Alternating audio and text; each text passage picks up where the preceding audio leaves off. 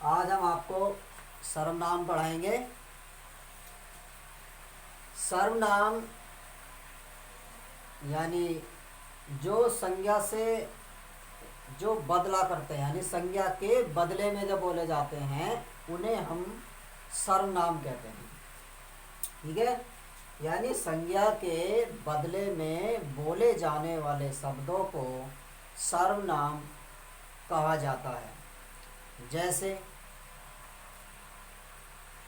गीता रोज school जाती है, वह वहाँ बड़ी मेहनत से पढ़ती है। तो वह वहाँ यानी वह जो आया वो संज्ञा के बदले में आया। ठीक है, अब हम देखते हैं सर्वनाम। कभी कभी यही क्वेश्चन पूछ लिया जाता है कि सर्वनाम कितने प्रकार का होता है। ठीक है, तो सर्वनाम जो है वो 6 प्रकार का होता है। ठीक है, सर्वनाम 6 प्रकार का होता है। उनमें से जो सबसे पहला सर्वनाम है वो है पुरुषवाचक सर्वनाम। पुरुषवाचक सर्वनाम। ठीक है, वैसे जो सर्वनाम का मतलब होता है सबका नाम। सर्व माने सबका और नाम माने नाम, यानी जो सबके नाम के बदले में लग जाए। ठीक है, सर्वनाम।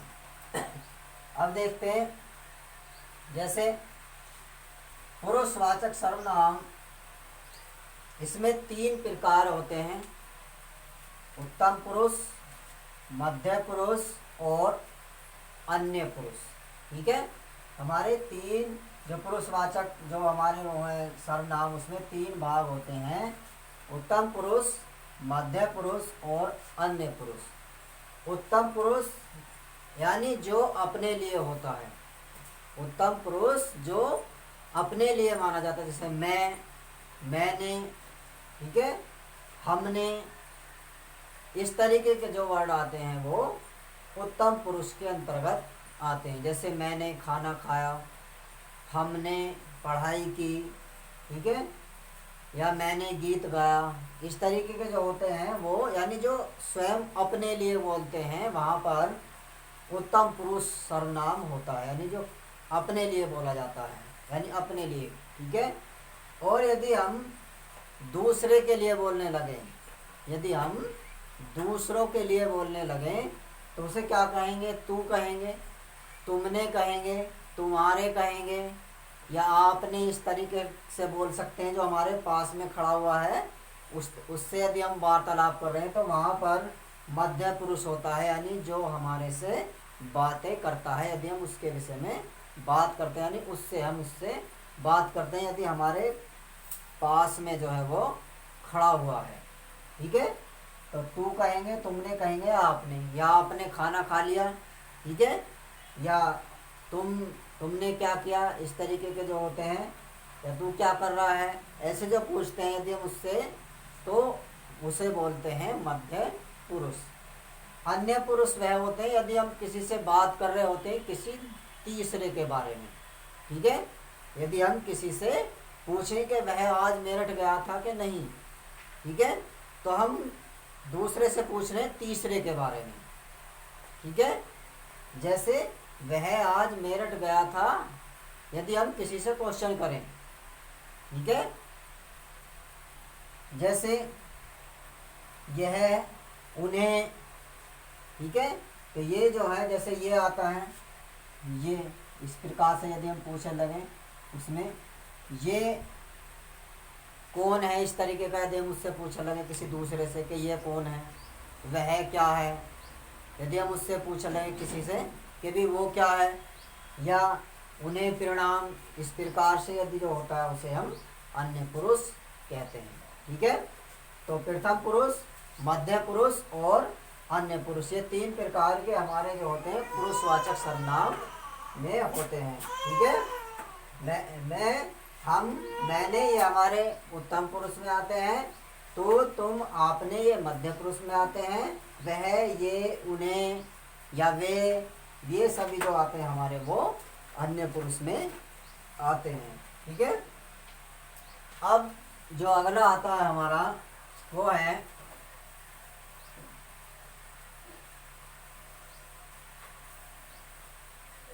निश्चयवाचक सर्वनाम, निश्चयवाचक सर्वनाम यानी जहां पर निश्चित होता है, ठीक है, जहां पर निश्चित होता है। जैसे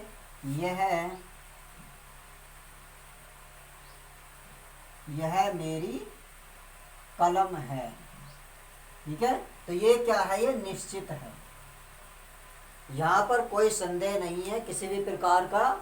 ये क्या है, यह मेरी कलम है, यानी ये बिल्कुल एक तरीके से जिसे कहते हैं डिसाइड है पूरा कि ये मेरी कलम है, किसी और की नहीं है।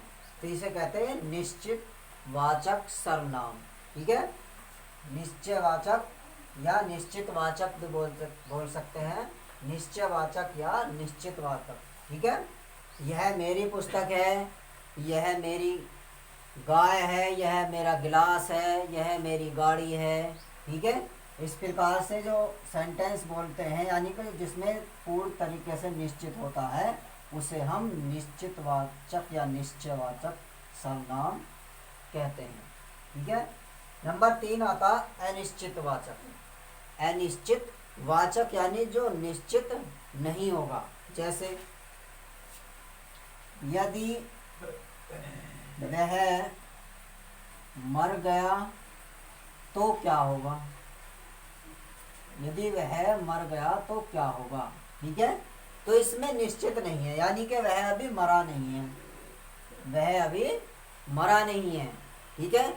या कोई आ गया तो क्या होगा, ठीक है, यदि वह चला गया तो क्या होगा, यदि बारिश होगी तो क्या होगा, यदि बारिश नहीं हुई तो क्या होगा। इस तरीके से यानी जो चीज़ें निश्चित नहीं होती है उन्हें अनिश्चितवाचक सर्वनाम हम कहते हैं, यानी जो निश्चित नहीं होता है, ठीक है, जो निश्चित किसी भी प्रकार से नहीं होता है, यानी उसमें संदेह की धारणा जो है बनी रहती है कि होगा या नहीं, ठीक है, अनिश्चितवाचक सर्वनाम उसे हम कहते हैं। अगला आता है नंबर 4 जो होता है वो संबंधवाचक। संबंधवाचक जो होता है,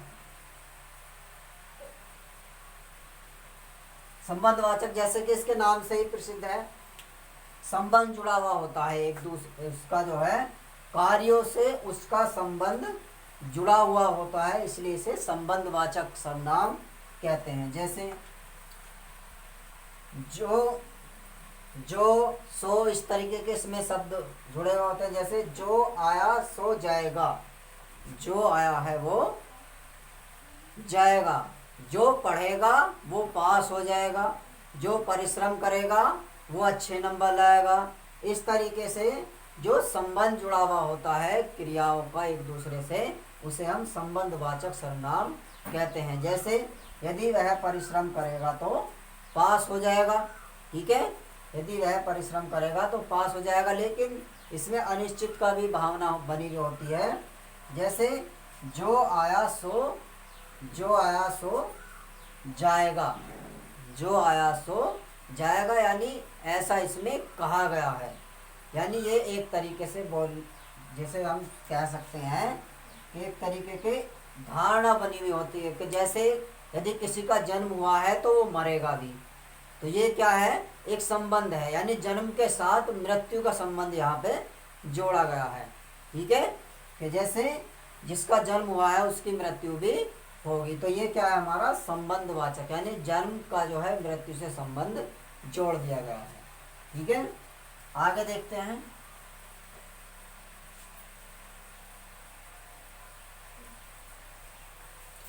अगला होता है नंबर 5 प्रश्नवाचक।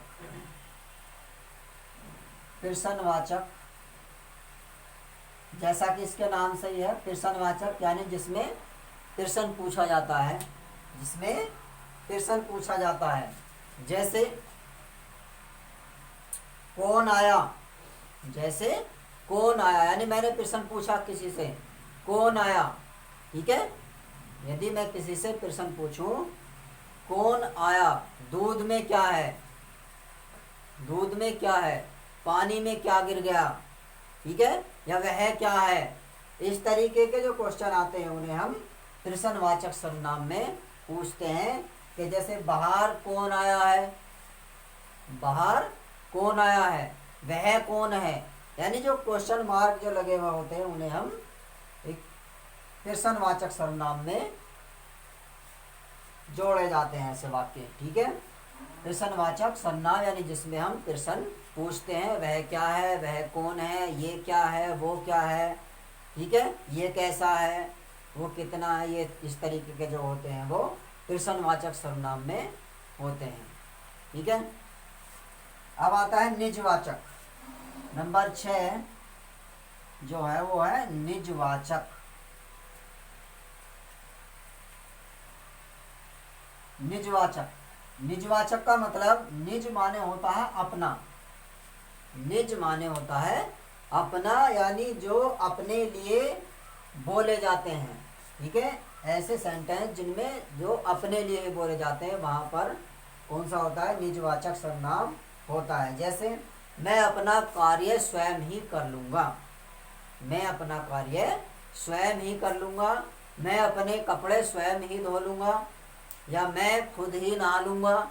इस तरीके के जो वाक्य होते हैं उसमें निजवाचक सर्वनाम होता है। ठीक है, तो जैसे मैं अपना कार्य अपने आप ही कर लूँगा, मैं अपने कपड़े स्वयं ही धो लूँगा, यानी जो अपने लिए कार्य किए जाते हैं वो सारे हमारे निजवाचक सर्वनाम में आते हैं। ठीक है, तो ये जो हमारे सर्वनाम थे वो 6 प्रकार के थे। नंबर 1 पुरुषवाचक, जिसके 3 भाग थे, उत्तम पुरुष, मध्य पुरुष और अन्य पुरुष। निश्चितवाचक या निश्चयवाचक सर्वनाम, अनिश्चयवाचक, संबंधवाचक, प्रश्नवाचक और निजवाचक सर्वनाम। तो ये 6 प्रकार के सर्वनाम होते हैं। ज़्यादातर कभी कभी प्रश्न ये भी पूछ लिया जाता है कि कितने प्रकार के होते हैं। जो हमारे सर्वनाम होते हैं वो 6 प्रकार के होते हैं। तो देखते हैं उसमें संज्ञा के बदले में कौन सा वर्ड बोला जा रहा है, वहाँ से हम उस सर्वनाम को पहचान सकते हैं कि कौन सा है और किस प्रकार का सर्वनाम है। ठीक है, अगर आपको हमारी ये सीरीज़ पसंद आ रही है, आपकी समझ में आ रहा है, तो हमारे चैनल को सब्सक्राइब करें। ठीक है, ओके, थैंक यू।